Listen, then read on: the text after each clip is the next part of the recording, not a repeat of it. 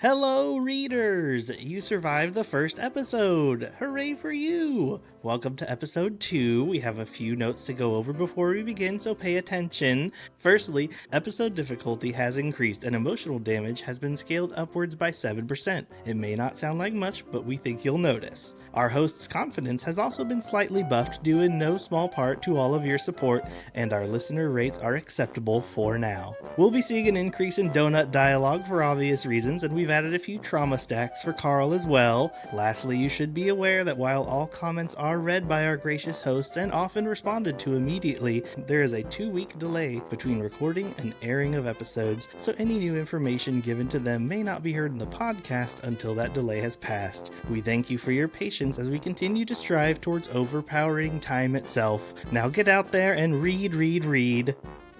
That was 10 out of amazing. 10. Good job, Kyle.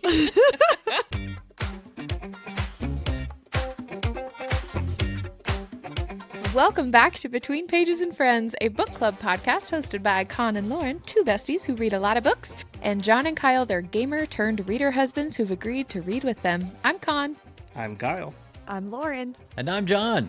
Today we are discussing Dungeon Crawler Carl by Matt Dinniman, chapters 18 through 33. This is a book club podcast, and two of us are first-time readers on this book, which means there will be no spoilers for anything beyond chapter 33 today.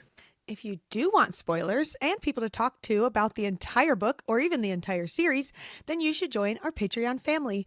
All tiers give you access to our Discord, where you can chat about each episode however you like, spoilers or not. $5 a month opens the door to live events, our book club, reading challenges, and our full archive of past content.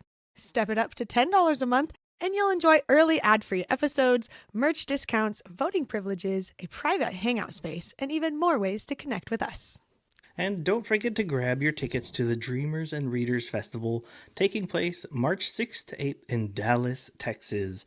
This is a choose-your-own-adventure type weekend, which means your weekend is totally up to you. Attend one magical event or dive all in and experience everything. Spend your days exploring the expo and meeting authors, your night dancing at fantasy balls, or create the perfect mix of both. Whether you're drawn to elegant fey courts, villainous glamour, mythical creatures, or cozy bookish moments, your weekend is entirely yours to design. And best of all, we'll be at whatever you decide to attend, and can't wait to see you there. Tickets are available now at fantastiquecollection.com. And now, a message from a listener like you. Here's a recent 5-star review on Apple Podcasts from our new bestie, LearnBurn514. Yeah? Titled, "It Feels Wrong to Listen to Anything Else." Such a great title. That's amazing. Wow. I found this podcast when I was reading Queen of Shadows in the TOG series and have been following along with the whole series since. None of my friends enjoy reading fantasy the same way I do, and so it truly feels like I get to experience the joy of the books with friends when I listen. I love laughing and theorizing with you guys, and I'm convinced Kyle is SJM at this point because he always seems to guess what's going to happen. How do you do that? Thank you for being so fun and genuine. It truly enhances my reading experience. Heart emoji. Aw. Thank you, LearnBurn514. Thank you. So nice. Sweet. I can confirm he's not SJM Yeah. Oh, sadly. after seeing our bank account. So That's the main... Among other things. It's the only way to know. She wasn't sold until Yikes. then. Oh my gosh. If you want a little shout out on the pod like that one, we'd love for you to write a quick review for our show on Apple Podcasts or Audible. It helps new crawlers find our podcast and earns you a new achievement. Speaking of new achievement, I'm still here. Congratulations, Lord. You've successfully completed 1 additional year of life, despite a full-time job, another full-time job, children, both your own and others, and much more. Reward? +1 wisdom. Results may vary. +1 emotional resilience. Stackable. Temporary immunity to despair. Increased likelihood of existential reflection, and your back now makes noise. Fun! Your celebration window will remain open for 24 hours, and any enjoyment beyond this period is considered unauthorized joy. Yay! Happy birthday! Happy birthday! I need to that's find great. more of those emotional resilience. Results may vary. Nice. Yeah. Results may vary is wild. Thank you, Kyle. You don't know what kind of wisdom you're going to get, if at all. Yeah. True. Yeah, this episode is officially dedicated to Lauren for her birthday. And now you. it's time for Lauren's Declassified Fantasy Pronunciation Guide. What? Read to you Whoa. by Con. It's just 3 hours of Lauren reading everyone's notes. See you later. Okay. But actually, this is the part of the show where we highlight all the new names and places mentioned in this chapter section, of course, referencing the audiobooks narrated by the incredible Jeff Hayes. Cannot recommend highly enough. And first up, we have in places the Desperado Club. That's all I know about it for right now. Okay. Do we get to do that every time it's mentioned? We could, I guess. I mean, yeah, why not? I was just assuming Desperado played by is it Alan Jackson. Desperado. Oh, yeah. Why don't you come to your senses? Slightly different It's just a really lonely bar with that karaoke machine in the corner, and that's the only song that plays. That's why it's called the Desperado Club. For a split second, I was like, don't you mean Justin Bieber? And then I remembered that's Despacito. That ran through my mind, too. That's a different club. Yeah. Oh my gosh. Okay, in characters, we meet Crawler Frank Q and his companion Maggie Mai. From the Meadowlark Party, we meet Brandon Ann, Chris Andrews 2, Yolanda Martinez 13, Imani C, L. McGibbons, and Jack. And then also Agatha, sort of part of the party, but not really. We meet Sebastian, the Babka protector from Taco Bell, who brushed Donut's hair with his own brush before gifting it to her. Shout out to Sebastian. Lexus, an associate producer for the program Dungeon Crawler After Hours with Audette. And then Caroline and Max, the fairies in charge of the Clericon consultants. In creatures, we have rot stickers. These are the ravioli-looking monsters that are small, round, and dark in color. They run along the walls and ceilings and suicide bomb themselves against crawlers.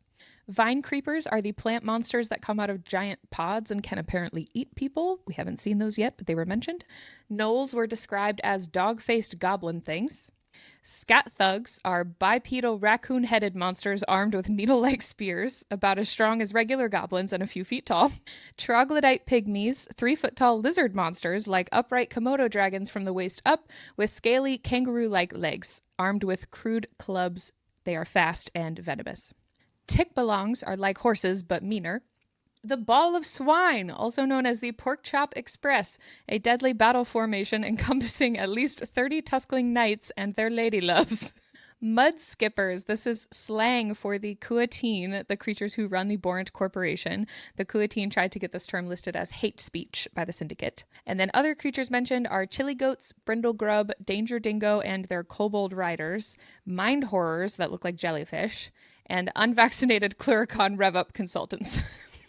I think reading it all in the book is kind of wild, but hearing it all condensed in one place is absolutely I'm like, what am I insane. reading? Sounds ridiculous. You're doing so great.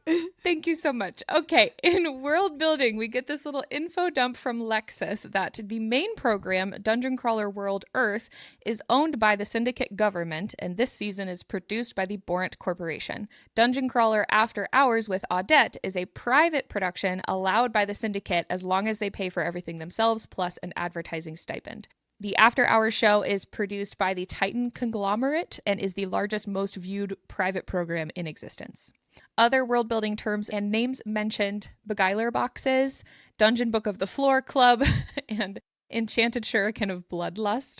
And then I've added a category back in. Usually I have gods. This time it's fake gods, because Mordecai tells Carl in this section that there are no real gods in this game. So this section is now dedicated to the findings of my fake gods watch. And this week we have Grull, a war god worshipped by equine class creatures like centaurs or tick-belongs. Grull worshippers smear blue makeup all over themselves and won't stop talking about wenches and dying gloriously in battle. And that's all I have for you today. Typical Groll Amazing. worshippers. It's all wenches Take and it away. man. All right. Welcome to Lauren's Dungeon Field Guide by Kyle. We mentioned this, I think, in the episode last time, but HUD, H-U-D, heads-up display, Borrowed term from World War II military tech, now more commonly used in gaming circles, refers to any status and effect readout seen on your screen while you play a game, from Master Chief's health and ammo to your Sim 4 family's bladder status. Tells you anything you need to know, and is also where in-game menus populate. Fog of War is mentioned. It's common in dungeon-based RPG games and tabletops. The map is usually not visible to you until you have either obtained a map or have visited the location, and before then, it is an empty spot on your map screen, and you usually have a radius around you that it fills up as you go and walk around. Dungeon Master. In this series, Carl has referred to the powers that be as Dungeon Masters at times. And this is just interchangeable with showrunners. We all know it's a show. It's just the people in charge making decisions on what monsters go where and how strong they are. Patching and patch notes. We've heard the female voice at the end of every day sort of going over these things. Patching is common in video games. Comes in notes very much like the ones that she says. What has gone wrong, what is being solved. They're trying to make it fair for everyone, so any loopholes get patched. Fairly simple. Grinding, requested by Lauren, is not the kind that FMCs do to their court-appointed shadow daddies. This is a term used for when you and your party opt to kill massive amounts of easy monsters for low challenge, low reward, but consistent output. Really popular in online games that require you to do the same thing literally hundreds and thousands of times to earn specific rewards. It is not exciting, it is not fun, but it is necessary if you are looking to level up without risking your life.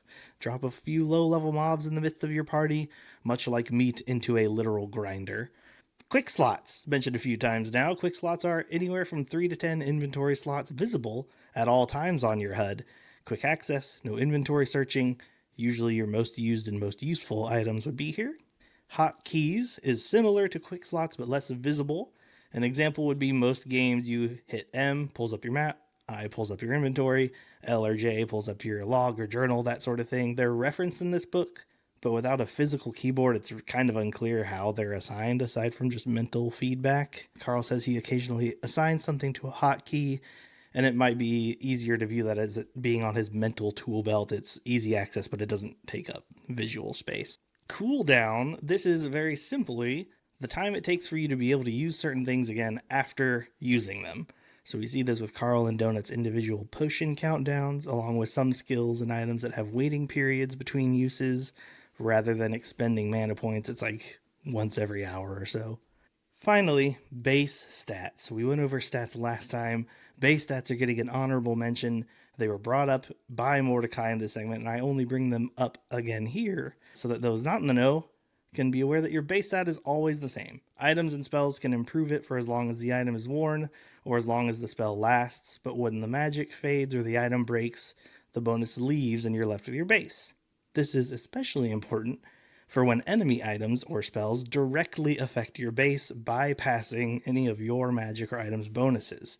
So like Constitution, for instance, decides how healthy you are and how fast you heal. If you have a 5 base and an item grants you a +3 bonus, but someone targets your base stat for -6 and puts you into negative Constitution, that would not be good for you. But that is the end of my little field guide. I mean, Lawrence, it's just by me today. Nice. Thank you. So helpful. Good work. Thank you. Let's get into Lauren's recap by John. I'm feeling so honored right now. What a birthday. And I hope you're ready for way too many ball references as we kick off Chapter 18. Carl and Donut observing the wreckage of blasting the Goblin Chieftain and a bunch of goblin babies to smithereens.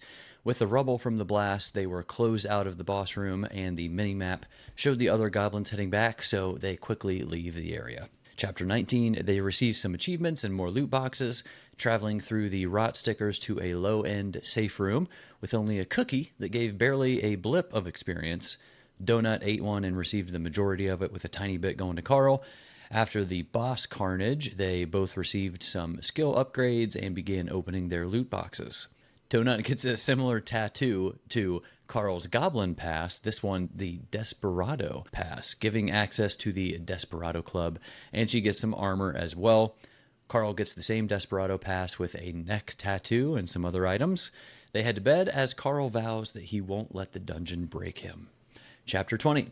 They wake and watch the next episode of the show as Donut goes to the restroom, but soon shouts for Carl as the one and only Frank Q is hiding in the restroom. Carl observes the gear that he has, sees 3 skulls by his name, meaning that he has killed 3 crawlers. They do some small talk and head out to watch the rest of the show together, talking about how he made it to the safe room. Donut brings up Rebecca W., the body that they found showed that it was killed by Frank, and he tells them about how she was with some others and they had to take them out, apparently just not really giving a ton of specifics.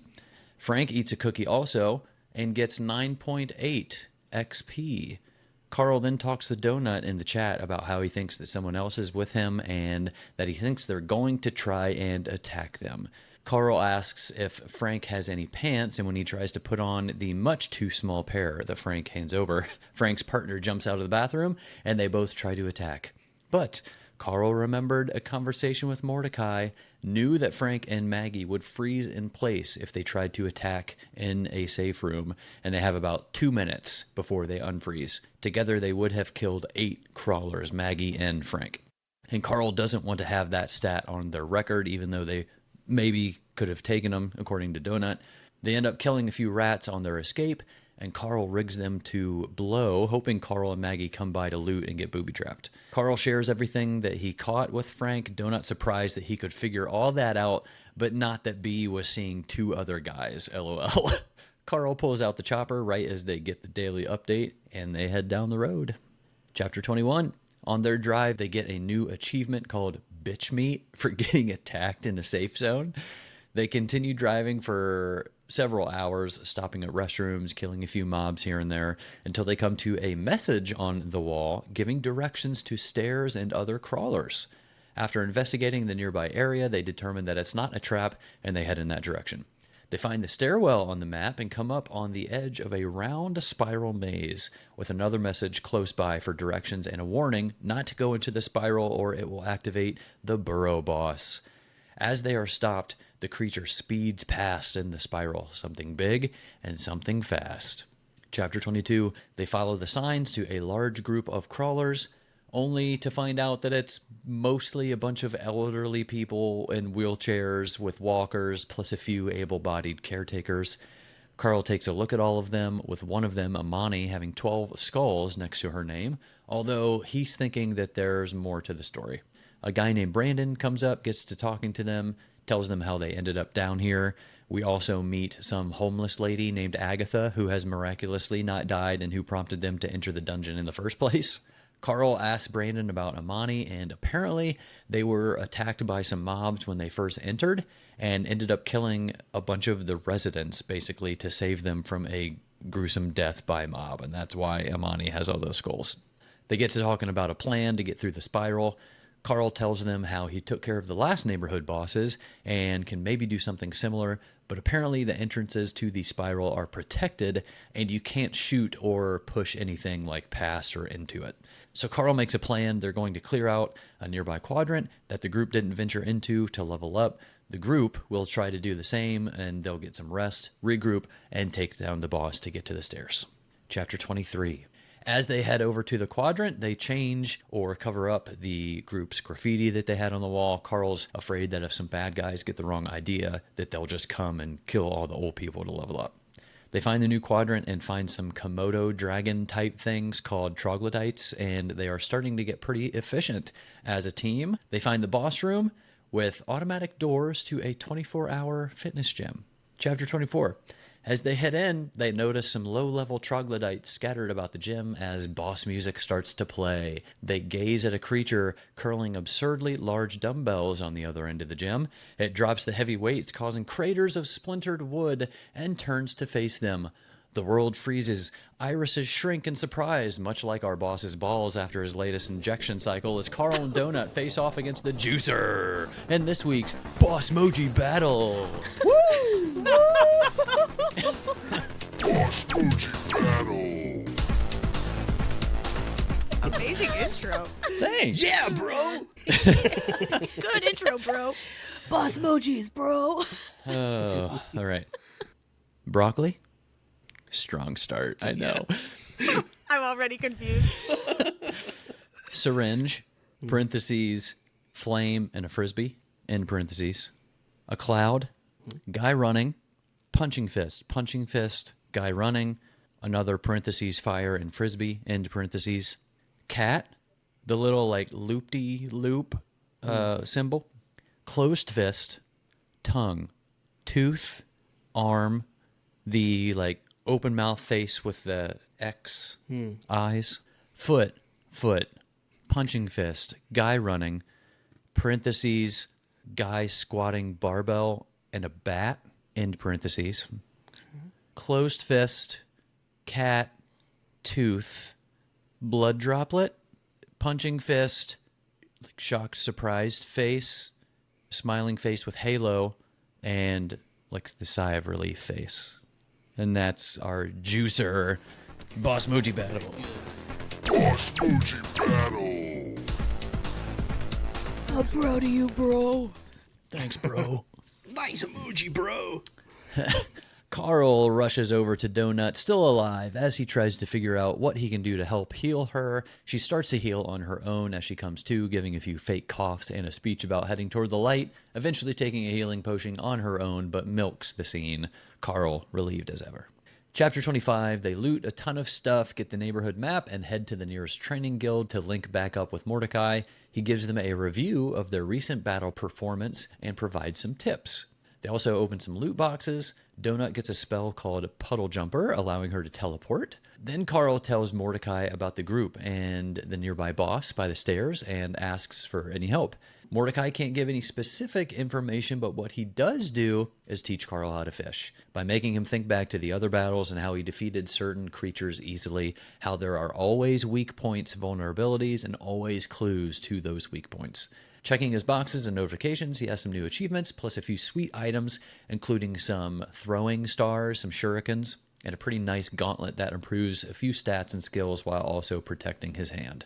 Chapter 26, Carl talks about their time resting in the safe room, watching the latest episode where several of the featured crawlers or groups seem to be just coasting through levels, and the crawler total is down to a little over 2.5 million, down from 13 million in just 4 days.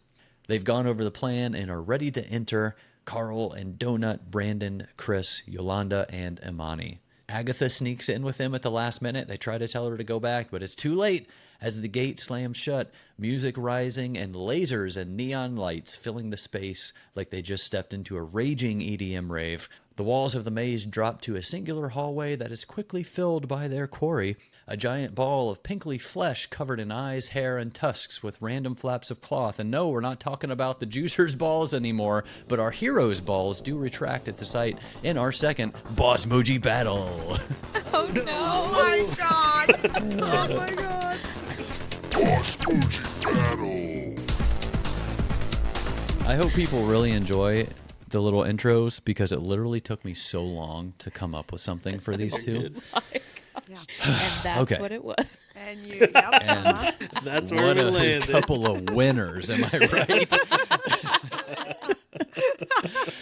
All right. Swirly cyclone emoji, bricks, tornado, guy running, boar head, pig nose, boar head, the googly eyes, double red exclamation point, parentheses, like a flat, like a shoe, like a woman's flat, and a rock, end parentheses, hammer and wrench emoji, the wood emoji, star, castle, thumbs up, single red exclamation point, parentheses, little swirly cyclone guy, and like the, I forget what I wanted to do for this one.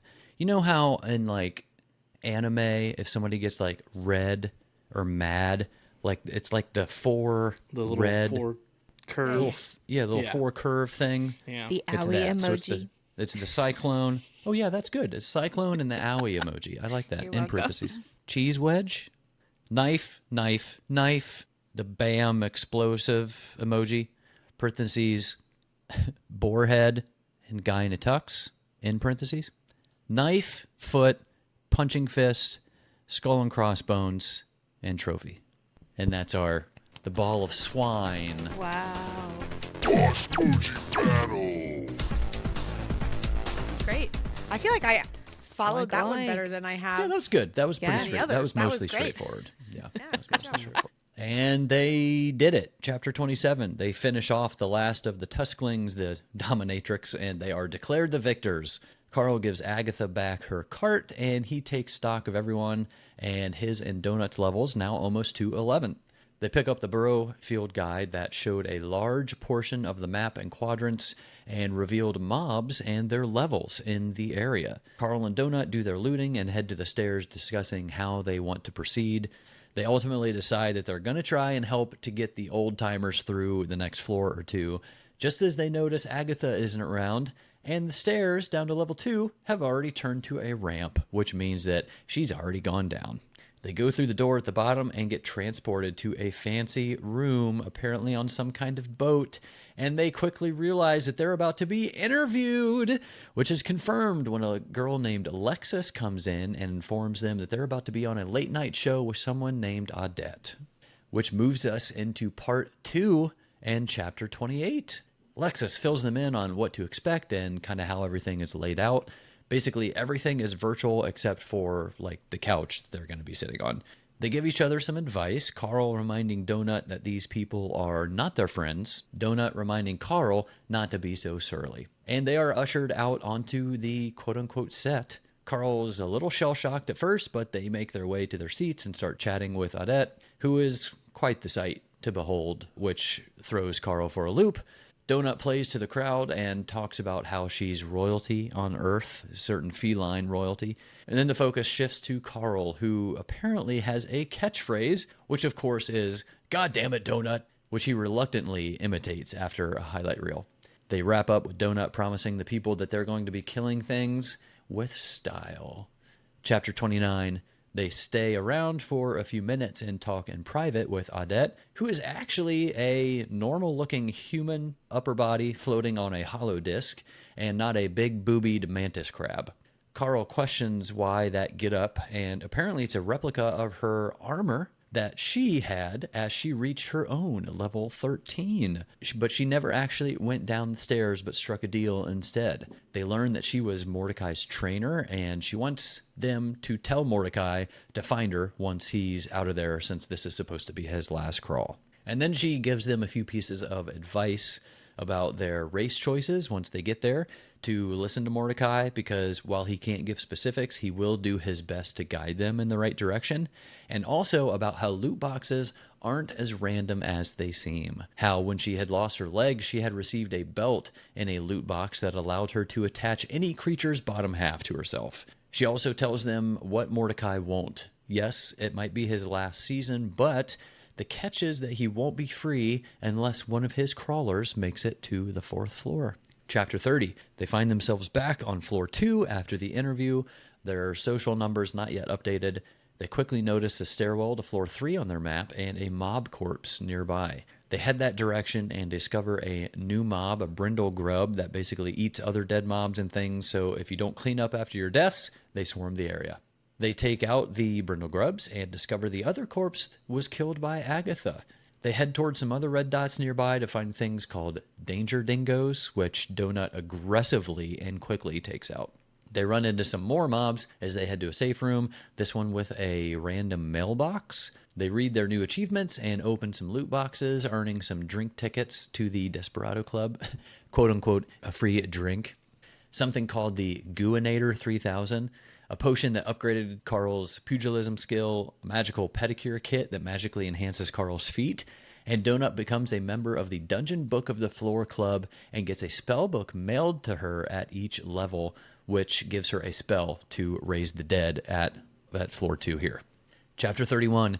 The Meadowlark group starts to appear at the safe room, and they watch the new episode, with the crawler number already down to 1.2 million. Brandon shares his plan for the group that he wants to head down the stairs early to increase their chance of survival. And then they all watch as Carl and Donut are featured on the show. It gives a brief clip of their Burrow Boss battle, all of their screenshots being shown. However, Agatha's was not. But more than that is she was edited out of the clip altogether, not showing up where she clearly was during the fight. Very interesting. None of them have an answer to what might have happened, and they just kind of leave it at that. They get the announcement for coming down to level 2 with some patron updates and how patron bids work, and then a warning about what happens if you don't use the hallway bathrooms correctly. Chapter 32, they have about 5.5 days until collapse, and Donut and Carl's socials have skyrocketed. Their numbers are huge. They continue to survey the area and head toward another safe room and a training guild. They kill a new mob, some like sick leprechaun-like creatures, not sick like awesome, like literally sick, that carry moonshine. Carl loots a slingshot off one of them for a ranged weapon and begins to practice with it. They run into some more and loot a pamphlet off of one, and apparently this mob is part of some weird multi-level marketing selling moonshine. One gets too close to Carl. He gets hit with their sickness called the taint. Gross. And he decides that they need a new strategy to take care of these things. The moonshine is highly flammable, so he gets an idea using one of the many torches in Donut's inventory, and he crafts Carl's Jug-O-Boom, basically a jacked up Molotov cocktail. They test it on a group of dead mobs, and it's quite effective, going up in flames. They finally reach the boss room. The outer chamber has some a bunch of lower level guys at work with the moonshine, and then 2 flying fairy-like creatures who are basically the foremen and the managers of the operation. So they need to kill everyone in the room, so they make another plan. Chapter 33.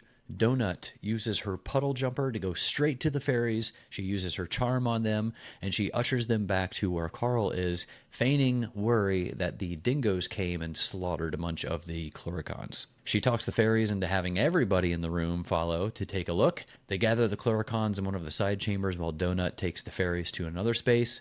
Carl lights up the large group with his new Molotovs, and they finally take down both the fairies after one of them gives them a little trouble. They loot around, head toward the boss door to get a closer look at the moonshine contraption and a blender bicycle.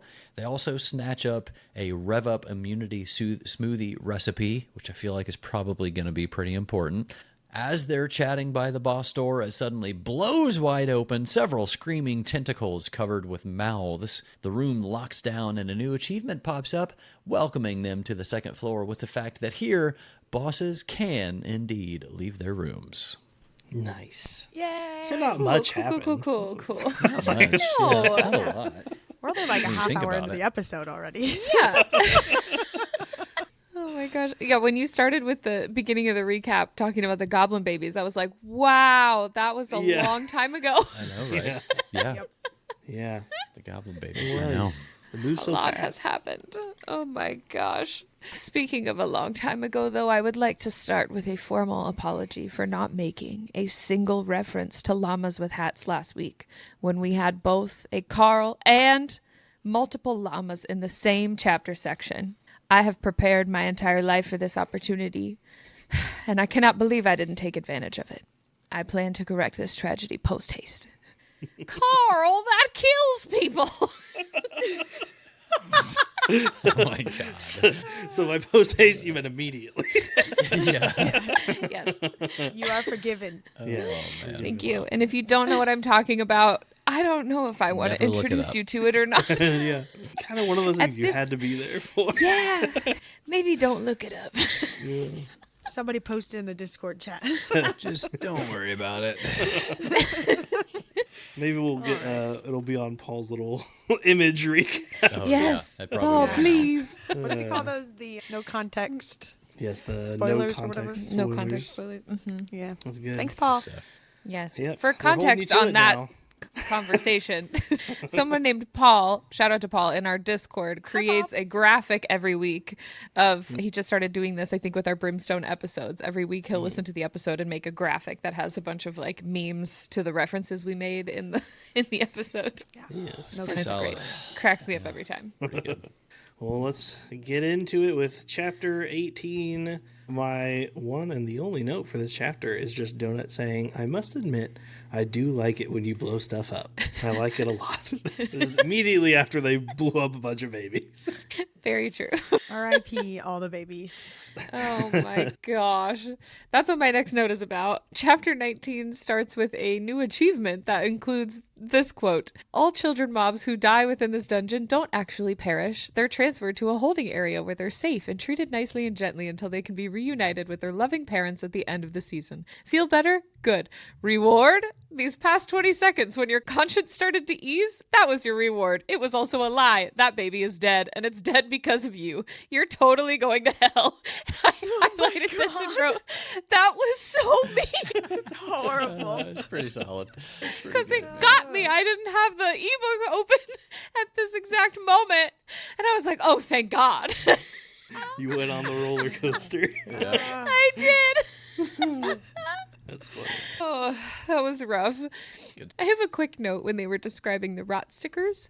It says that the attacks also inflicted takedown, an effect that was supposed to knock you on your ass. And I put an emoji from the song Takedown from K-pop Demon Hunters because that was stuck in my head for the whole rest of this chapter. So. It inflicted that song to be played.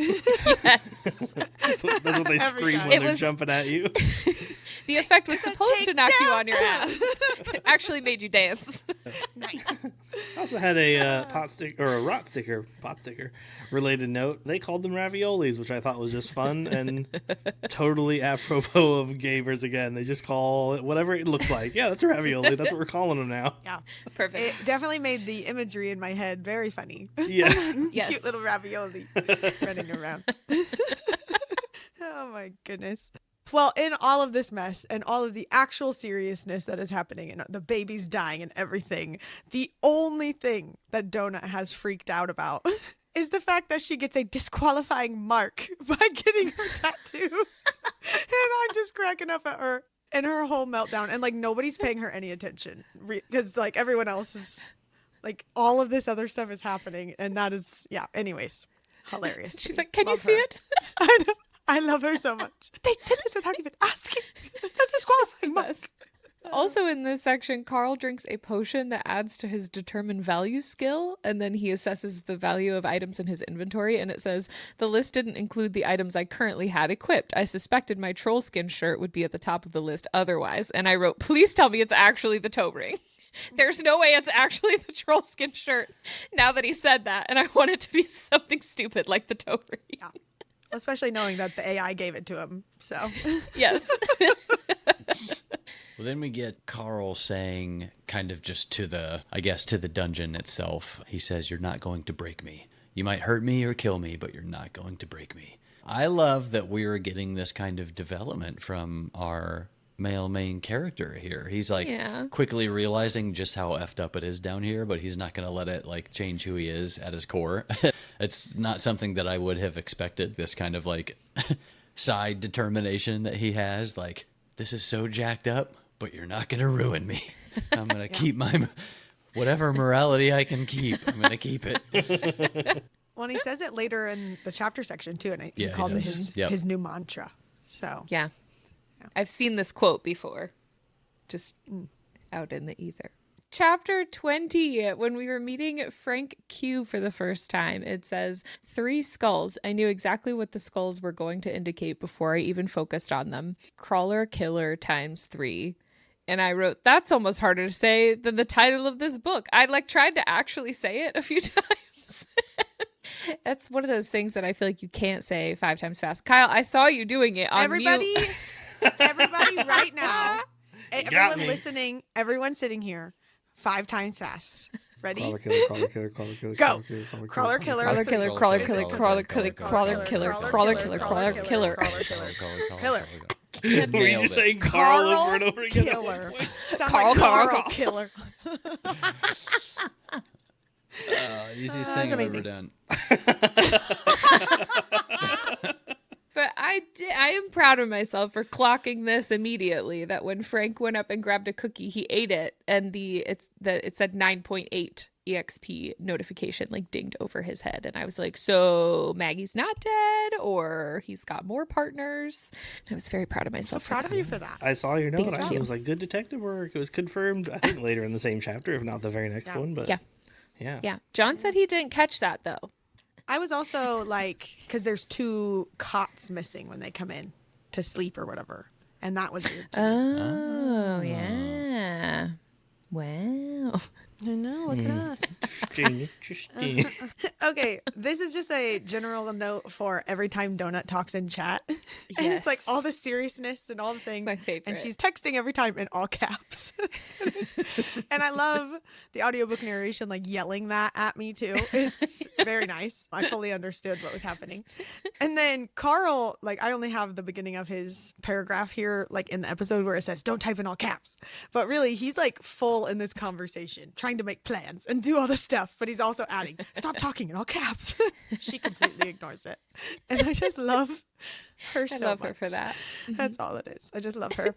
And then we see this moment where Frank Q and Maggie Mai do try to attack them. And we learn that safe rooms are safe. It's a strict rule, ironclad, that no violence can happen in there. So you get 3 strikes. The first time you will freeze in place for about 100 seconds while you get an automated lecture on how to play nice.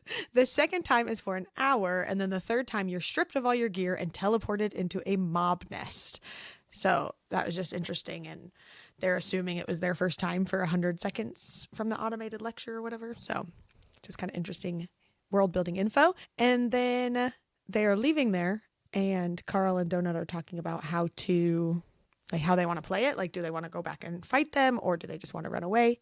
And Donut says, but if we don't stop them, they'll hurt somebody else. And Carl stops dead in the hallway, looked at the cat. It was a very un-Donut-like thing to say, but worse, it was the truth. God damn it, Donut, I said. I just love her and how much there's so much that she's like, just thinks for herself and all the things. And then we get these cute little moments from her. She does it again later with the old people. Oh, they're so great. Yeah, and then Carl gets to talking about everything that he noticed was like going wrong with Frank, and Donut mentions like, when did you become like James Bond all of a sudden when you couldn't even figure out that B was seeing like 3 other guys, and Carl's like, 3 different guys? And she said, well, you were one of them, so 2, I guess. Then again, it's 3 if you count Angel's owner. Does it count as cheating when it's with another woman? There's so many human nuances I don't understand. And he said, of course it counts as cheating, I said, for F's sake.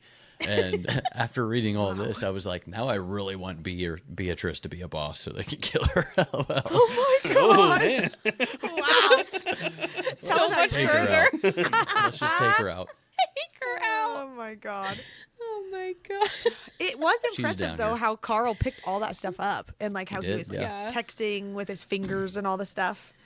But yeah. I do also like in that same conversation where she's like, does it count if it's with another woman? And she's like, well, I don't know. You're always on your iPad with those women cleaning each other. So how am I supposed to know? And he's like, I don't know. Oh my God.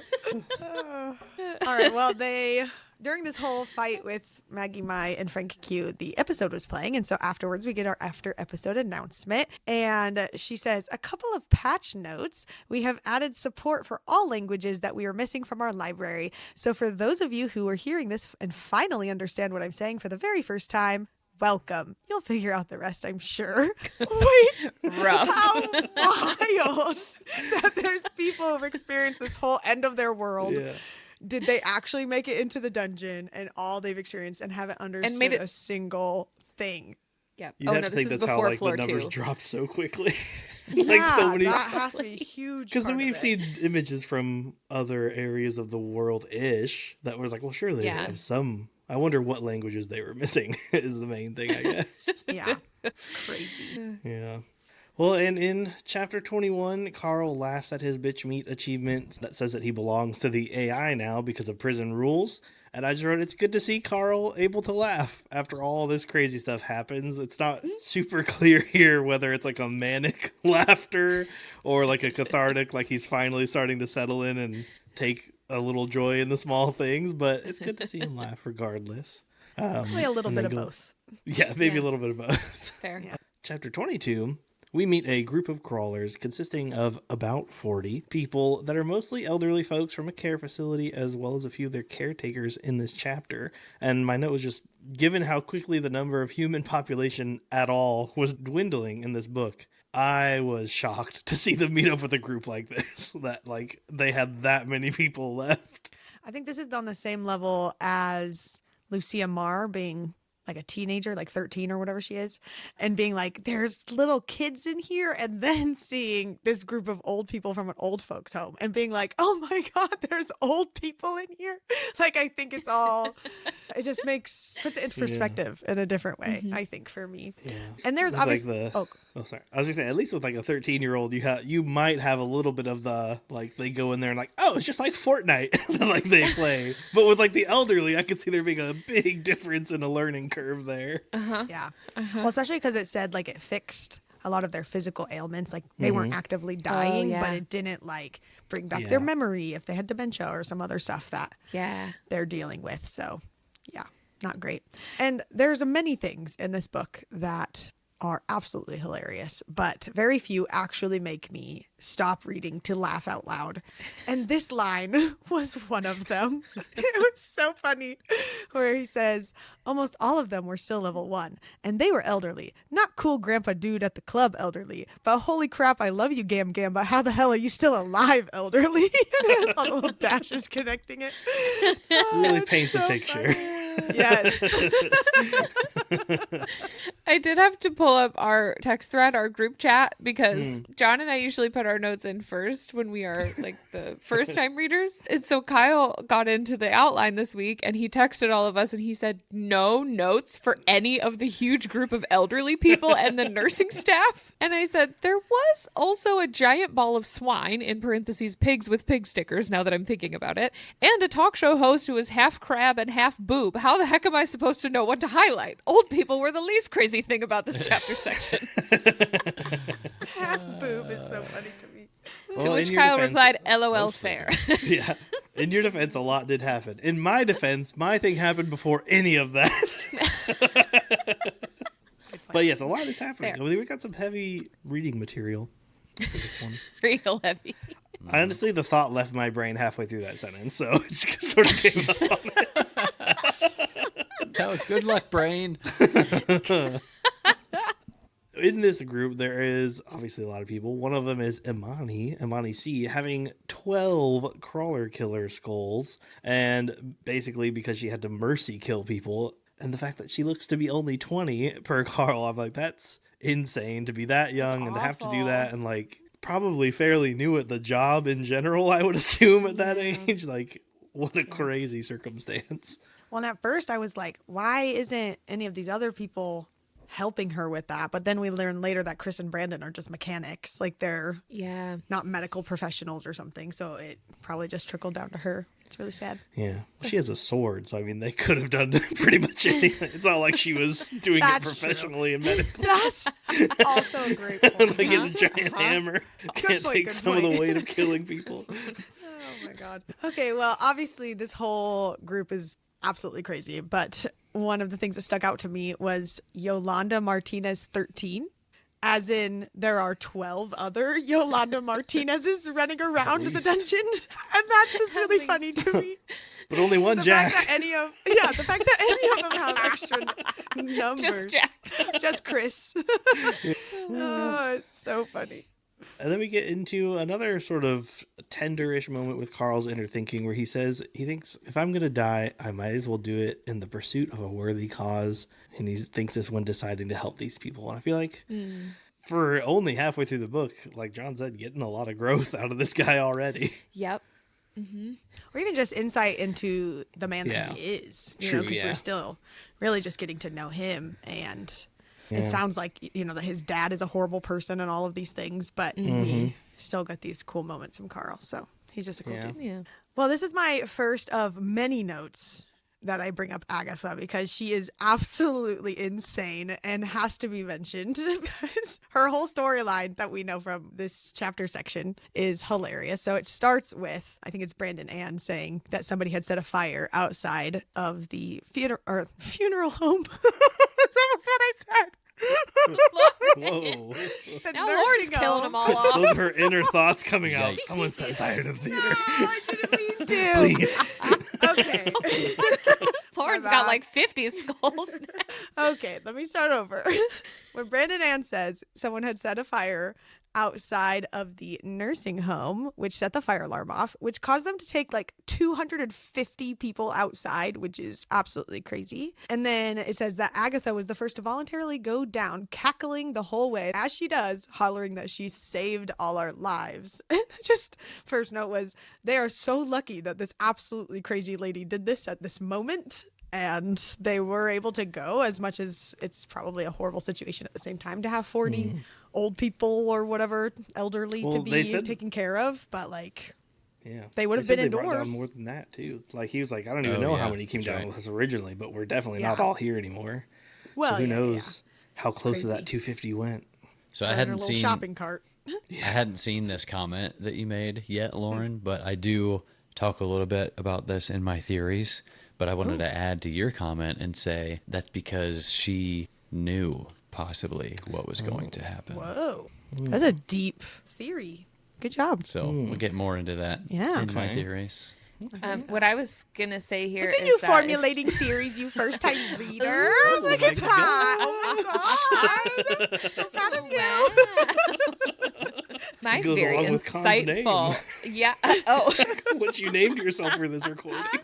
I did. In our recording room, my name right now is Agatha all along.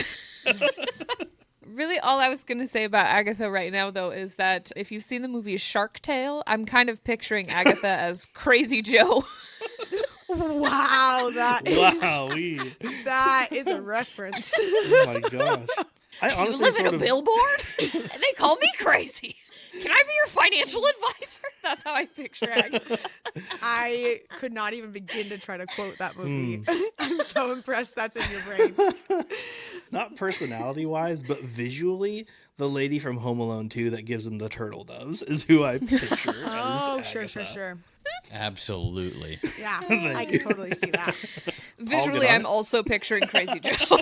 No, for me, it's the crazy witch lady in the woods from the movie Brave. That tricks them to become bears or whatever. The one from like The Princess Bride that's like, and she's got like that whole little hunchback. That would be a good one too. What other old crone witches type? can we think of? Weigh in the comments. Yeah. Who's your favorite crone? How do you picture Agatha? Yeah. Going on to chapter 23 then, Carl and Donut are discussing how much power she should put into her spells when fighting, when they're sort of grinding out these monsters together. And Carl says if it's a level 2 monster, a 3 would probably one-shot it. And Donut just says, if it's about to bite my face off, it's getting a 6. And I was like, that's so relatable. Just like full power blast. Absolutely. Oh my gosh. This is one of my new favorite things in this book. When Carl asks Donut if shooting lasers out of her eyes is ladylike, she says, oh my, yes. With my magic missile, I don't get blood on me like a common house cat. I don't end up matted and filthy. I can't even imagine it. I'd end up looking like Ferdinand. And he goes, who the hell is Ferdinand? And she says, nobody you'd know. I literally stopped and typed, nobody you know with the dead emoji. I'm so glad this became a running bit. I love everything about her. All right, moving into chapter 24, my first note here is when Carl notices that Donut's cooldown for her taking potions was much longer. He said closer to 2 minutes. But then he said, I didn't have time to wonder why we were different. I'm like, dude, her constitution is god-awful, man. Horrible. It's like, it started out as a 2. It's got to be, I forget what he said last time, but it's got to be rough. Yeah. Then Donut jumps on top of the juicer, though, in this scene, and it says she bit through one of the veins in his neck, vampire-like. And I wrote, Lauren, vampire-like. I knew I loved Happy Donut. birthday. Thanks, Donut. It's a vampire, bro. This vampire bite is for Lauren. And then she did it. Dedicated specifically to you. Oh, and then she does get like thrown off of the juicer, though, and it says she hit the far wall with a sickening crunch. And Carl was like, Donut. And I wrote, oh no. I wasn't too concerned because this is like, we're very early in the series. I was like, she's fine. Sure. She's literally going to be fine. But I was channeling her voice a little bit, and also what we do every time John's camera goes out while we're recording. That's kind of the vibe that I was going for. Oh no. You typed it like the word new, just with a bunch of Yeah. E's and W's, but I knew exactly what you meant. Thank you. And then this scene in particular is hands down my favorite scene so far. I think this will live rent-free in my head forever, when Donut is like pretending that she's dying, but she has clearly already taken like a healing potion. She does like the fake coughs, and then she's like, tell her I fought to the end. Find Ferdinand. Tell him I loved him. I loved him ever since I first saw him. And then her health like skyrockets back up. And she says, the light. I think I see the light. This mortal coil is shed. That's a great audiobook. Thank you. It's the audiobook narration here. I went back and listened to it a few times because it made me laugh so hard. And now I'm just going to say that at every minor inconvenience. This mortal coil is shed. Find Ferdinand. She heard they need drama for the views, and Tell him she's I love selling. him. Connor, we don't have any more Oreos. Find Ferdinand. Tell him I loved him. Oh my God. Okay, well, when Kyle and I read this book for the first time, we talked about how we were on a road trip, and I totally fell asleep at some point. And I think it was this chapter, because I do not remember this bro guy, and it was cracking me up. I also don't remember Donut almost dying or any of that. That was all very new to me. I think the next part I woke up was there was a giant ball of swine. So from so you from missed this a couple of chapter to things. there. Yeah. Wow. That's where we're at. So all of this is first time reactions for me, even though I've read the Amazing. rest of the series and kind of know what's happening. In chapter 25, the first thing is they start opening up their boxes, and Carl says he looks at Donut, who is hissing with rage at piles of torches that kept appearing in front of her. And all of the first episode, I was laughing at this and wanted to point it out that she kept getting torches and more, but I couldn't say anything yet because we didn't know that it was like the AI basically like pulling a prank on them because they were complaining about it. And so it just kept giving it.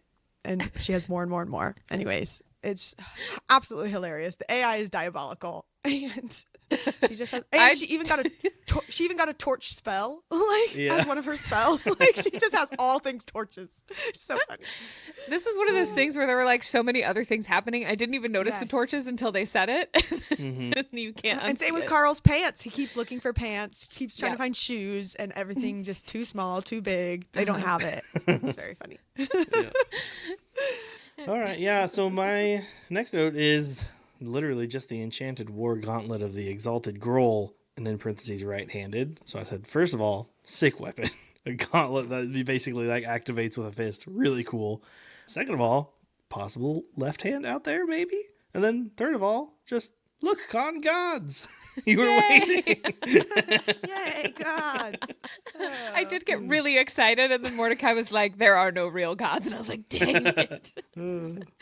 My only highlighted thing from this Enchanted War Gauntlet was a bigger, redder warning. Remove this item before you jerk off. And I was like, oh my God. The fact that he felt the need to add that because I don't know. Anyways, it's just funny.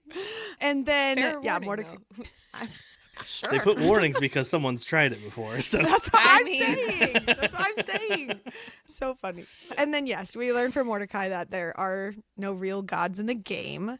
But he does go on to say that in later floors, it's not always like people from their world necessarily thrown in. It says there are no gods here, just those who pay for the privilege.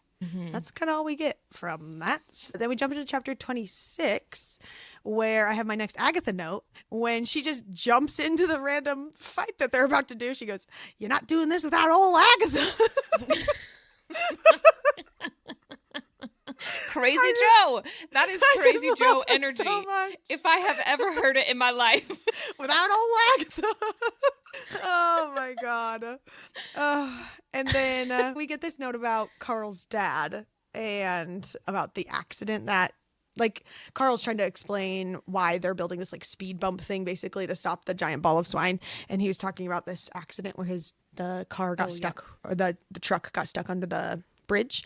And it said, my dad heard the accident, looked into his rearview mirror, muttered, "That's a shame," and just kept driving as my mom yelled at him to stop.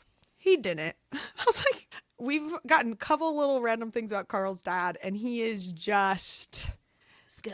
wow. Just wow. Yeah, scum. That's it. It's I mean, to be fair, what would he do? go make sure they're okay. Call 911. I don't know.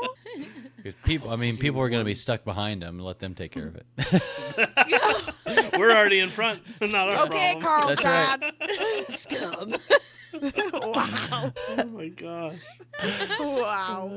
I had just written that for this boss fight, Carl's taking like a true gamer here. Why worry about outmatching a boss when you can simply find a spot that it can't hit you, but you can hit it and do small exponential damage until you, I mean, in my circle of gamers, it would be called cheese them. It's like a highly effective tactic where you bypass the intended mechanic to get somewhere you probably weren't meant to be at your current level. Pretty popular phrase. Is that called why cheesing Jon the boss. had the cheese wedge in his Bossmoji Radica? Is it Radica? Maybe- Bossmoji. Is there cheese in I mean, that? this specific boss did have some erotica, but not all of them will. I think I just said emoji Radica because that's what I'm used to.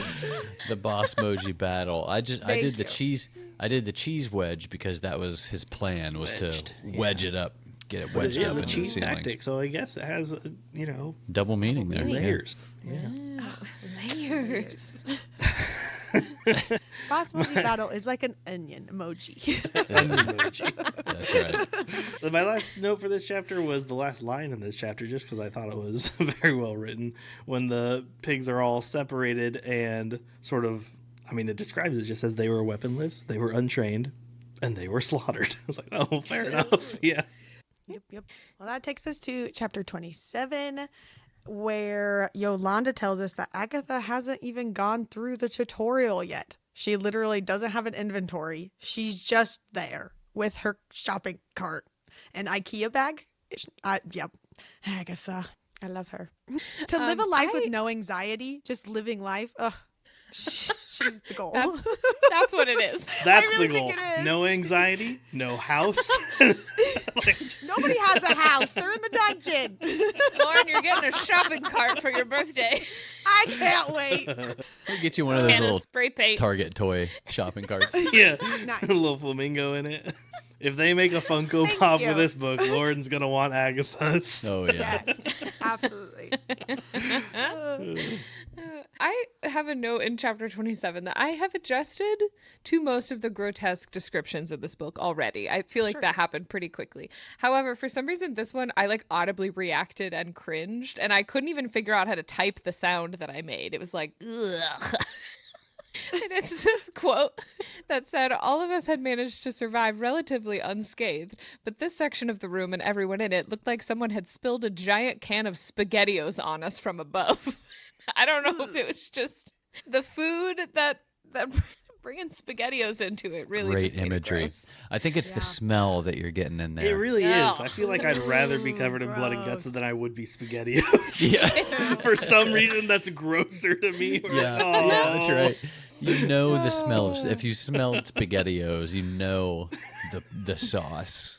But see, what I think of is when I think I was pregnant with Daisy, and I had a random craving. This only lasted for a few days. I had a random craving for cold SpaghettiOs. Like, I just wanted to open the can and just eat them straight out of the can. But it specifically had to be SpaghettiOs, because I asked John to get me some from the store, and I still remember that you bought, like, the Chef Boyardee ones, and I was like, Big no. mistake. Oh yeah. No. These are not SpaghettiOs. Oh, Still haven't lived that one down, huh? Yeah. Oh, that's funny. Big mistake. Big mistake. I think the like horrible, grotesque, all the awful things that are happening is covered so well with the humor of everything going on at the same time that it does help you kind of get past some of it. But yeah, then there's those random moments that it really gets you. Yep.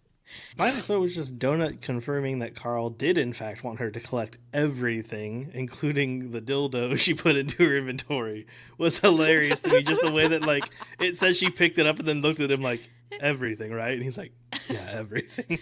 After they watch That someone was- else, like, throw it. Yeah, she's like, Like "Ugh," look at it put it on the gross and ground. throw it. She like And then, like- immediately jumps down for it too. I was Yeah. like, give it a Oh, got it. second. God. Yeah. But especially like right after that conversation too, when his inventory has a new tab called worthless garbage. I was like, okay. Yeah. Well, he got an achievement earlier about like 1 ton. Yeah, hoarding all the stuff in his inventory. It's wild. Wild. Well, this is that moment I referenced earlier when they decide they are going to help the elderly folk. And Donut says, "Oh, Carl, how is it that I know what you're going to do before you even do it?" He says, "I looked at the group of elderly folks and I nodded. Shit. God damn it, Donut. She was right. Of course. What was the point of living if I couldn't live with myself?" They are the best in the literal worst situation ever. So love them. And then the conversation continues with Carl saying, "I've been meaning to ask, who's Ferdinand?" Donut pulled away at that, her tail swishing. "I have no idea what you're talking about. Whoever that is, he sounds like someone awful." There's a little more lore and who the heck Ferdinand is. And then another Agatha note where she went down the stairs without literally telling anyone or talking to anyone. The stairs turned into a giant ramp for her and her little shopping cart. And yeah, bye, Agatha. For now. Oh my gosh. I got so excited at the end of this chapter, of chapter 27. And this is like right before we get to part 2, where I think this was just the last line where it says Donut was literally hopping up and down, her tail ramrod straight. Or this was not the last line. It's toward the end of the chapter.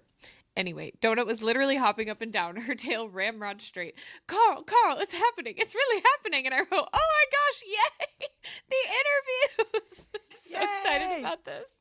And that takes us to part 2, starting with chapter 28, where they are getting interviewed and they learn from someone named Lexus that right now they are standing in what is called a production trailer. It's located on the surface of the planet, still technically in the game, even though they can't use their menus or anything. And then we get this whole little scene of Carl kind of exploring and stuff. And he finds this little tiny window in the bathroom and he's trying to like look at the stars and see the moon and just has this whole little moment. And I just love him so much. And it just makes me so sad. Like, as much as the book is so funny and what is happening and all the things, like their situation really does suck. And like for the literal whole world. And so we get those little moments that help make it seem so real. And I don't know, it just makes me sad for them. Yeah, and then Lexus is describing how the private production companies work with the World Dungeon, and she says, "In this season, it is produced by the Borant Corporation." And I was like, what? I was like, there's a twist. Who is it? What was she about to say?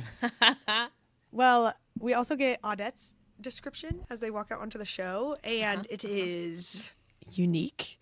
And I think Con described it earlier as half crab, half boob, and I'm gonna go with that. I'm here for that. I really do like. I want you to put yourself into Lauren's shoes with this too, because road trip, you're asleep, you wake up to a rolling pig orgy, followed by Audette's description, and you've missed like a quarter of the book so far. She was like looking at me like I was crazy, and I was looking at her like I did not write this, and I'm trying to follow along. So please let me get through. I'm like trying to. I know we're both here. Well, and Connor and I do like our monthly recaps where we go over all the books we read each month. And so I had talked about these in those. And I remember in that first one being like, I mean, the book was interesting and Kyle really liked it. So I guess I'll read book 2 with him. I'm enjoying reading with him. And then at some point, book 3 or 4, I was like, I am so sold on this series and it is literally everything to me. And this is no longer for Kyle. It's all for me. It took a bit too, where I was like, I think I got to book 3 or 4, and I was like, I really do think you need to continue. Like, it took a little convincing for me. It was like, the second book is like a lot shorter too, so it's a breeze, and then you'll get into the third. But yeah, she eventually was like, you don't even have to remind me. I'm doing it. Yeah, I was there. It's so good. Anyways, they are having this interview with Audette, and Audette says, but something that the people want to know is about your title, Princess Donut. So are you Earth royalty? And Donut's immediately, why, yes, Audette, I am. So the whole galaxy, the whole wherever thinks that Donut is actual Earth royalty. So I'm just here for that. And everyone outside the dungeon is dead, so they can't prove it wrong. I can't deny exactly. it, really. So I'm here for that. I believe it. Thinking of it from like the alien perspective though, where they were shown Earth where it like sucked, they must have been like, okay, like, what does it take to be royalty there? Like, this is a little trash where they're killing each other all the time. But Well, we yeah, also- with all the weird aliens and everything, Yeah. every random creature, who are they to think this cat wouldn't be a royalty? Yeah. Royalty when they've only seen it talking and whatever else. So Great question. But we also get our official intro to the famous Carl catchphrase as Audette sort of plays him a whole clip show of him Whole saying, montage. God damn it, don't it? And he, under his breath, is just like, stops himself from saying it again because it's such a knee-jerk reaction. But yeah, officially, that's his catchphrase. Hooray. well, even I love after that the they- show, he tries to like not Yeah. say it a couple times, Yeah. and then he still ends up doing it by the end of this chapter section. So. Yeah, I love that they had the highlight reel ready of like 15 different clips. right? Yeah, they were ready to go. Shout out to 'Cause their they said- editor. Yeah, they said they've been interested in them since the beginning, too, during the interview, too. So they've Yeah. really been paying attention. Yep. And I appreciate Carl actually saying it in the show. Like, he Yeah. was listening to Donut's advice. Yeah. Just go with it. It was pretty good. Well, speaking of Donut, she says, I promise all of you, you guys are going to want to follow me and Carl. You're going to want to favor us because whatever it is we face, we're not going to just kill them. No, Audette asked. Oh, no, we're going to kill them big. We're going to kill them with style. And I know we've seen Carl do some really cool fighting and some really stuff, but Donut is the real one out here saving lives, trying to get followers, and play to the people. She's the hero here. She's doing the fake lord's work. She is just doing the fake dungeon lord's work. In chapter 29, Audette explains the term mud skippers here, so I'm assuming that this is what Lexis had stopped herself from saying in the last chapter, because Audette like made sure nobody was listening, like there was nobody Yeah, around that would make sense to me. when Lexis cut herself off earlier. So also, I was having such a hard time trying to figure out what the heck Audette looked like, so I'm really glad that they just kept adding descriptions. And I wrote, I wanted to ask for fan art, but now I'm scared, and now there's fan art in here. Yeah, there is. Oh, Way to go, I'll Kyle. put it in our Discord whenever the episode airs, but I found fan art from a few Reddit users of both Audette and Lexis, Audette in her show costume and Audette out of her show costume. But like I said, tons of fan art for literally every character in this book, so Yeah, there really is. It's wild. Sorry, I got distracted looking at the art. Well, whoa. Got no, it was her distracted. human form with the like crab on the floor in the background because like they kill a crab every time she Yeah. Oh, yeah. has to be on That's air right. or whatever, which is crazy. Okay, yeah, so I'm just looking at her crab because we also learned that that was all her entire armor that she was wearing when she was in the show, which is also crazy to think that she was not just a crab, but she had those big additions to her as she's trying to fight all these monsters. Like, Say I'm it. sorry, woman to woman, that is False. Yeah. Like the girl has to have back problems. Like, I don't know. Oh, yeah. Just Well, and I appreciate that. I think Carl even thought that in his POV. Like, there's no way her Yeah. spine doesn't just snap in half. Yeah. but they're like weirdly attached to the desk, the ones that are on the show. Uh-huh. So, all right. And then we also learned that she was Mordecai's trainer, how Mordecai is to them, which is kind of interesting. And then we learned, about stop bitching about not having pants or torches or whatever else. And then Donut says, I have 223 torches in my inventory. I love it so much. And then she drops the real juicy gossip, which is that Mordecai cannot actually end his indentureship unless one of his crawlers makes it to the 4th floor. So that's kind of where Mordecai's motivation maybe is for right now, at least. Helping him out. Yeah. Yeah. If I was Carl, I'd be grateful that I ran into a tutorial room that had a rat man. Once I learned that, like, oh, I could have run into someone like you, just like open a door, there's a giant crab with boobs in there, I would have freaked out. I'm like, what's going that's on? a great point. Well, and thinking that when Mordecai would have done that, he was a fowl. Yeah, Skyfowl. So he would have been coming in as a bird man to a giant crab booby woman. Like, all right. What is this book we're reading? That's the God. clip. That's the Well, in chapter 30, they immediately find the next stairwell, so that's huge. they don't have to like wander for days on his chopper like they did last time. And he gets the enchanted pedicure kit of the Sylph, which is hilarious, and I love that item. I love the fact that the achievement title is "This Little Piggy Went to the Market." Oh, yeah. And also in last episode's fan art of the chopper, that's why his feet were sparkling in that image, because they make his feet all glittery and pretty. Yeah. It's amazing. His pedicure. The detail. I also love that. I forget who taught him. One of the staff at I think it was Metal Arc had to Yolanda. teach him how to. Oh, Yeah, Yolanda Yeah. is like sitting there teaching him each tool.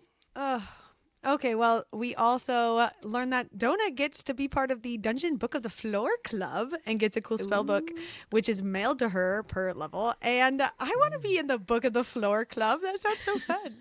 She's officially Book club a in the dungeon. girly. Yeah. I hope that they like meet other Book of the Floor clubs and they can have an actual sit down. Like, so what do you think of this spell? I'm pretty sure Chris is also Book of the Floor Club.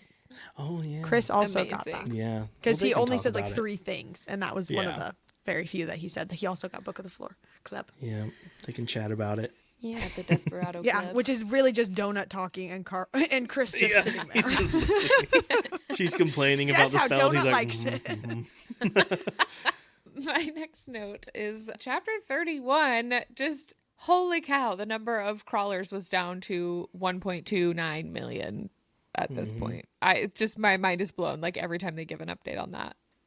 Yeah. Then we finally get to see the show for that night and all the little highlights and stuff, and they get to be on the show. So that's super exciting for them. Yay. But Yolanda points out that they didn't put Agatha's picture on the screen and wonders if that means she's dead. And then it's actually Chris who says something, which again, he so rarely does, and says there's more to it. She was edited out of the scene. She was next to me under the speed bump, but she wasn't there when they showed it. Intrigue. Yep. And I was like, oh, she's definitely not dead. Nobody, no death. Have fun out there, Aggie. I actually, this made me think that we might see her again as a boss of some kind, Interesting. because they edited her out, and she wasn't in like a party with anybody else. Yeah. Okay. Curious. Good theory. And yeah, they're getting the announcement, and toward the end of the announcement, it mentions that they've updated the whole hallway bathroom, so people who like pee or defecate not in the restroom, they immediately get like it's like a level 13 or level 15 elemental or something, like summoned right to their position.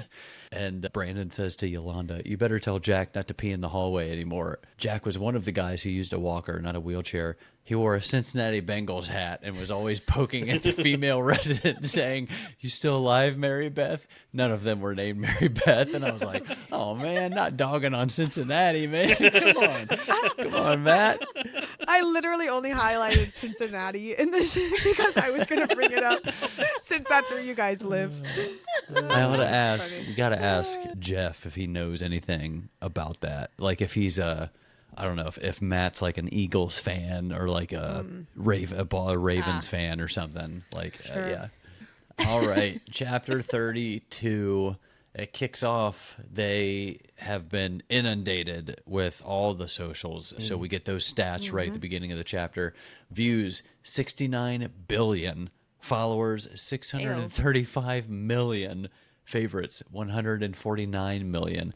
And just the sheer number of views, I was like, holy shit. Like that is Right out the gate. crazy. Multitudes of Earth's once population. Yeah. I loved this chapter. I was so dead at this entire pyramid scheme scene, but this specific line killed me. Carl said, because Donut's getting like so sucked into it, and Carl says they're just making fun of pyramid schemes. You remember when B wanted to start selling those leggings? It's like that. And then he's thinking the closet in Donut's trophy room had been filled with boxes of the things. And I said, not the LuLaRoe shout out. I cannot. Savage. Oh my pretty gosh. good. That was Well, my amazing. favorite part of the pamphlet was on the right was a picture of a pyramid with the words, "It's not a pyramid" written all over it. That's some good graphic design right there. It reminded me of the scene from The Office where, who was it that was it Michael trying to convince Jim that it was like not a pyramid scheme? He's Yeah, He goes, and he's like, people. no, it's like this person's, sells to these people and whatever. And then Jim comes up and just draws the pyramid around. It's exactly that. Okay, well, then Carl finally crafts explosive for the first time, and they title it Carl's Juggo Boom, which is kind of fun that it's named after him. But I think it's funny that it says, created by an unstable, pantsless man who talks to a cat. That's a great description.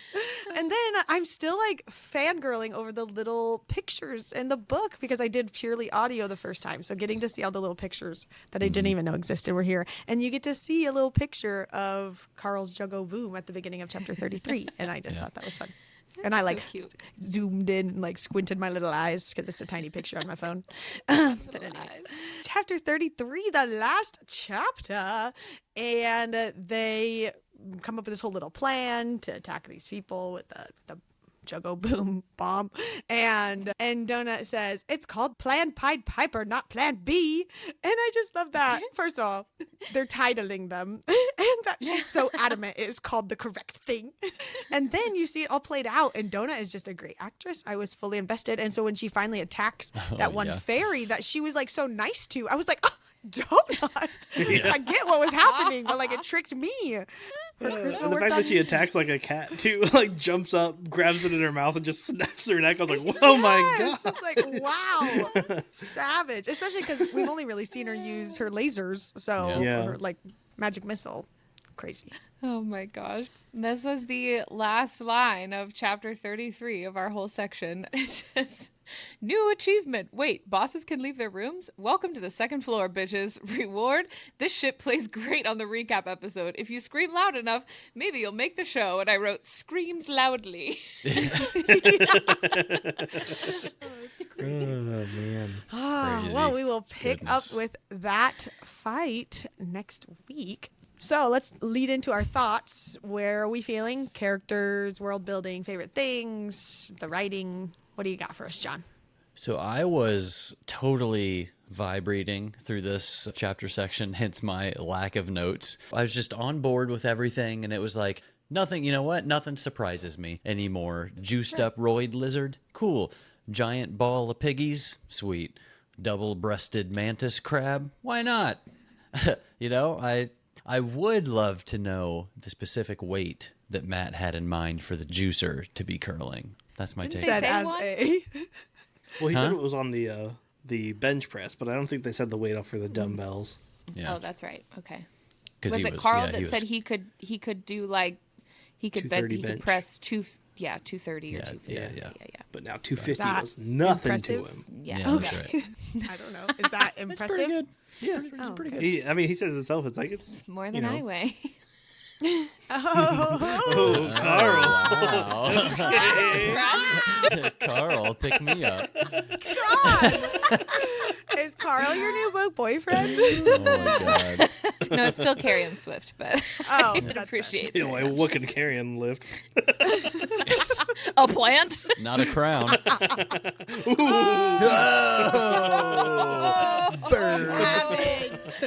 That was good. That was good.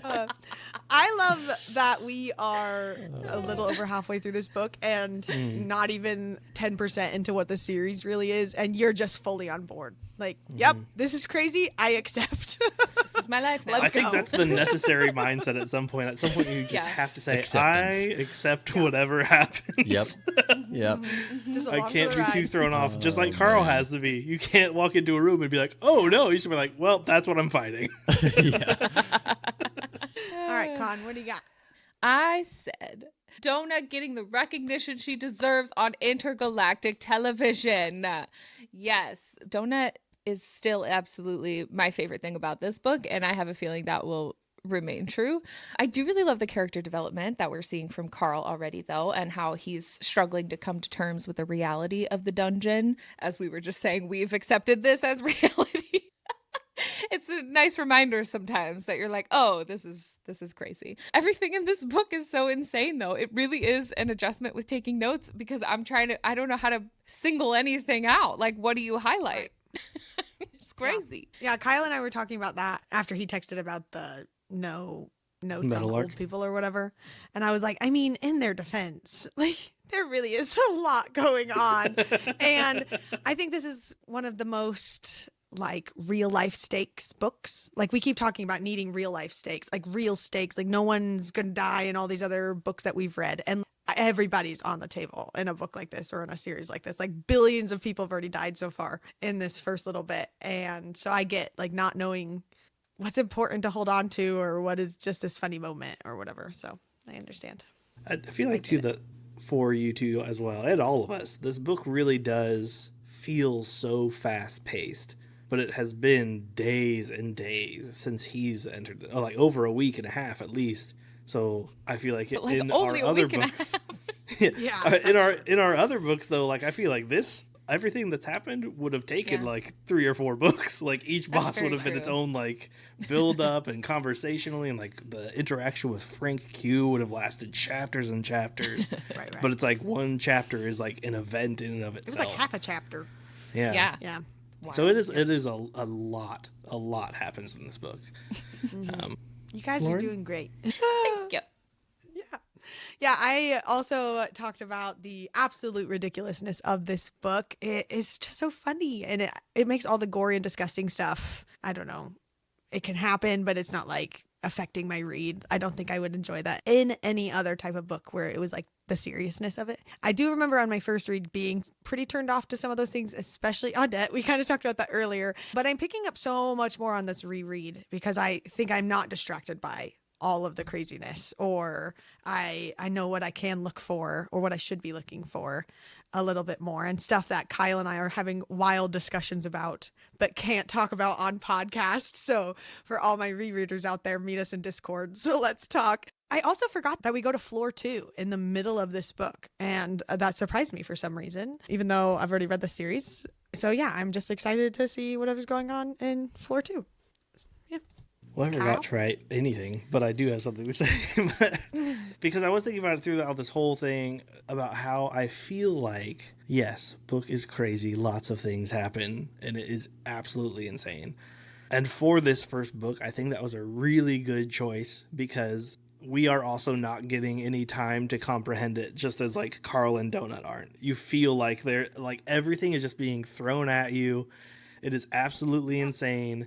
I don't even remember all of this happening in this book. Like I keep reading, I'm like, wow, I thought this was in the next one, but like it makes sense to me now because they're in the thick of it. Like they're just rolling with the punches, and like as they grow, it starts to sort of like spread out a little bit more as they can sort of think through and plan and have experience under their belts. But this is, I think, the best way this book could have gone is just like door after door, constant fighting and constant stress because that's where they're at. Yeah. So, yeah. Any theories from our new readers? So, like I said before, Agatha, I think is definitely not dead. It's very curious that they edited her out of the boss battle footage. And I'm wondering if she's like not technically supposed to be there or if she's like some kind of borant plant of some kind. But I'm not sure like why that would be necessary. And if she's like not supposed to be there, quote unquote, I don't know how that would work either. Like there's no way the AI would miss someone coming in unless she like snuck in with one of the old farts and it somehow didn't register her. But then like they have eyes everywhere. So she would have been seen eventually. But like my bet after I like kind of wrote through some of this stuff was that it would probably because she did absolutely nothing in the fight. And that would be really bad for business if they showed her on TV doing absolutely nothing. Yeah. So I don't know about, with the Meadowlark group, I don't know about all these people though. Like, I feel like something's bound to happen to them or they're going to like, I don't know, end up just staying on one level or like sacrificing themselves for like the caretakers and people or Carl and Donut or something. I had a thought about Mordecai. It seemed like a little bit of foreshadowing that maybe he wouldn't get to be free. Like, since they called that out, it's always like, well, he can be free if somebody gets to level 4. And I'm like, well, crap. like nobody's going to get to level 4. But then I'm looking at how many books there are, and I'm like, certainly they get to level 4, right? Like, come on. We're already on level 2. Yeah. It's like the old cop being like, one more day till retirement, and I'm free. You're like, don't say that. Don't say it. Yeah. Well, it's even just like the actual crawl, like after they get to floor 18 and they get all the things, but somebody's only ever made it to floor 13. Yeah, right. Yeah. So, and then my last thought was, God, I hope we run into Ferdinand. Imagine. I mean, I'm assuming he was a stray cat, which is why it's like funny because she's like a show cat, and why he apparently looks tracks. like Lady matted and the down. Tramp. Yeah. So He's a bad boy from the outside. I think it would make sense that we like maybe run into him. What I think would be really interesting is if we meet him, but after he has changed his race, so he's not a cat anymore. He's a Cocker Spaniel. Yeah. Oh no. Oh, no. I think that would be really funny if be he funny. like changed his race in some way, and then like somehow they run into him, and Donut finds out who he is, but he's not a cat. So we'll see what happens. Amazing. I love the deep theorizing on Ferdinand. That's right. Oh, that's amazing. Oh my gosh. He is what I'm here chose for. to be an ogre or something. That'd be hilarious. Agatha's totally alive, and I can't wait to find out whatever mayhem she's causing right now. That was my first little thing. This part's not really a theory, but there have been a few mentions of past crawlers getting out of the dungeon because of some kind of bargain rather than entering the next level. So I'm really curious to see what those bargains are like. I'm assuming that would have to have something to do with like sponsors rather than the corporation itself, if they would be motivated to keep the show going. But I don't know. Or maybe they're motivated to keep the show going by never having anyone reach level 18 or something. I don't know. We also keep hearing a lot about Bee, so she's definitely going to show up at some point. Although I'm not quite as cruel as Jon in my thinking about that.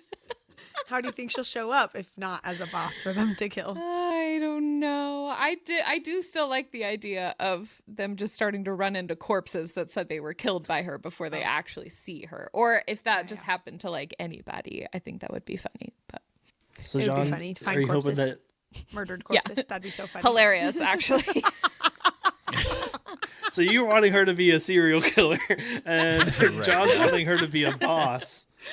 Jon, do you want her to? What would her boss form be like? Is she just like gonna be like to Carl, like, yeah, I got with these other bosses before you were here, or like all these other crawlers trying to kill me?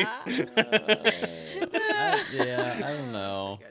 She a dog. I've not really, The crazy cat never lady. really thought about that too much. Something bulbous. That's not anywhere close to the description I thought you were gonna get. All right. Oh my god. Well, we'll see if that theory comes true. Yeah. See if that holds any weight. No pun intended. Okay. Wow. Well, that takes us to the end of this episode, starting with our cry counter, where currently no one has cried. Correct? Yep. Correct. Just check in. Gotta hold you accountable. We'll see if it happens at the end of the book. Yeah. Ah! And that was, as we've said so many times this episode, a lot. And we're still pretty much just at the beginning. Next episode, though, we'll be covering chapters 34 to the end of the first book.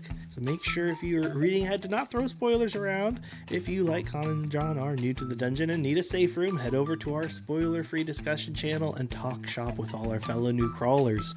If this isn't your first crawl, head over to the spoiler channel. That is an absolute spoiler pit of discussion with Lauren and myself. Join us through Patreon to read with us or read ahead with others. And be sure to hit up our store for series-only merch. The stuff we're wearing right here. It's all DCC-themed BP and F gear that you can grab, and it's only for sale for as long as these episodes are coming out. As soon as we're done covering the third book, it's gone. So get it right now. New achievement. 3rd time's the charm.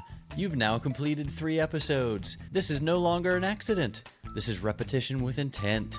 Somewhere a reasonable person would have stopped. That person is not you. Reward? Temporary aura of accidental commitment. Effect: increases your likelihood of saying, I'll just listen while I do something else by 300%. Duration: until you realize you are emotionally invested. Warning: Aura may stack unintentionally. Removal requires denial. Follow us on Instagram, TikTok, and YouTube at Between Pages and Friends. Check out BetweenPagesandFriends.com for merch events and to sign up for our newsletter to keep up with all things happening at BPNF. Until next time, stay wordy, stay nerdy, don't stress, and stay blessed. Bye-bye. Get out there and read. yeah.